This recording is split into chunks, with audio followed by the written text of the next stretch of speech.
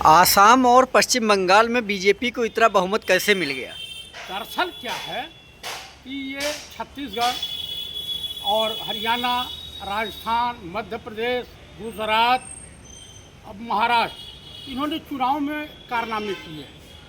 चुनाव आयोग और इनका गठबंधन, बीजेपी का गठबंधन हुआ था, तो तमाम आप बताइए एनआईए फोर्स जो खड़ी की गई थी वो आतंकवादियों के लिए खड़ी की गई थी।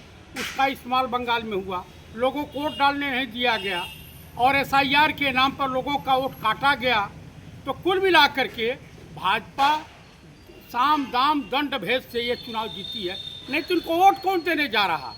ये कहावत है, हो गई है पीर पर्वत से ही पिघलनी चाहिए, इस हिमालय से कोई गंगा निकलनी चाहिए। तेरे सीने में हो या आग मेरे सीने में हो, कहीं भी आग, लेकिन ये आग जलनी चाहिए। उसके बाद किसी शायर ने कहा है कि जो है गंगा की कसम, जमुना की कसम, ये ताना बाना बदलेगा, कुछ तुम बदलो कुछ हम बदलें, ये जुल्म जमाना बदलेगा। ममता जी ने वहाँ पे जो व्यवस्था बनाई थी, भाजपा का सहयोग किया, मुकुल राय को तोड़ा, कांग्रेस को तोड़ के ले गई। तो जो बोया हो काटी है, बोया पेड़ बबूल का, तो आम कहाँ से हो?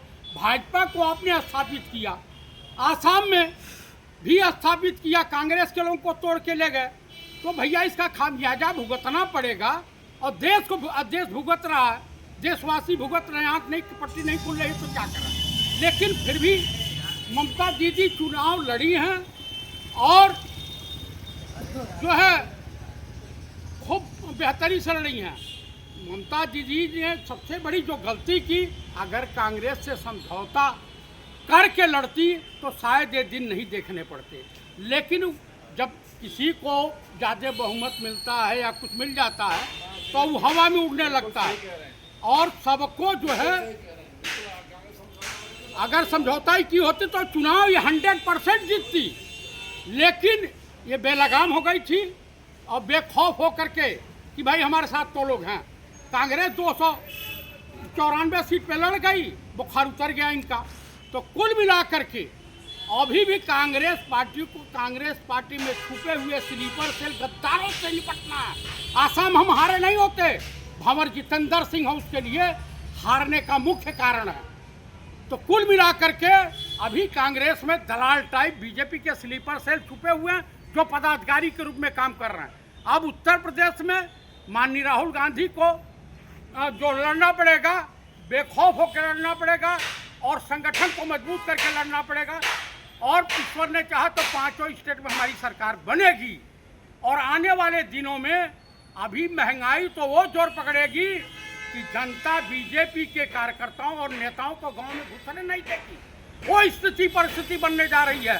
पंजाब भी फेल हो जाएगा, आसाम भी फेल हो जाएगा। इस देश का नौजवान सड़क पर उतरेगा। जब उसके पेट में रोटी नहीं होगी तो भैया क्या करेगा? आंदोलन करेगा। और इस देश की जनता जब तक सड़कों पे नहीं उतरेगी, इस निरीह बेलगाम सरकार को उखाड़ फेंकने में नौजवान ही सहयोग करेंगे तो ही होगा। देश की जनता, किसान परेशान है, महिलाएं परेशान है, बेरोजगार नौजवान परेशान है। आप लोगों को, देशवासियों को समझना चाहिए, अगर चुनाव आयोग और सरकारी तंत्र ईवीएम को जो है हाईजैक करके चुनाव नहीं कराया गया होता, इतनी फोर्स नहीं लगाई होती, तो बंगाल बीजेपी को कभी नहीं मिलता। दरअसल गौतम अड्डानी को वहाँ का बंदरगाह देना है, गौतम अड्डानी पैसा लगा रहा। तो कुल मिला करके देश विक्रेता हैं सब। और आने वाले समय में जो चाइना के विदेश मंत्री ने कहा कि अरुणाचल और लेह लद्दाख चाइना का हिस्सा है और देश का प्रधानमंत्री मौन है, अब पता चला है कि पूरा जो है खोल दे रहा है उनके व्यापार के लिए। तो ये चाइना के एजेंट हैं। आप बताइए कि भाजपा कार्यालय पर लाल कारपेट बिछा करके चाइना की कम्युनिस्ट पार्टी को किसने बुलाकर सम्मानित किया? बीजेपी ने। आप मुझे बताइए, आईएसआई को पठानकोट एयरबेस पे बुला करके जांच किसने आदेश दिया? माननीय नरेंद्र दामोदर दास मोदी की सरकार ने, भाजपा की सरकार ने। तो कुल मिलाकर के देशवासियों को सोचना पड़ेगा। देश की सच्चे हितैषी इस देश में है तो कांग्रेस है, राहुल जी हैं।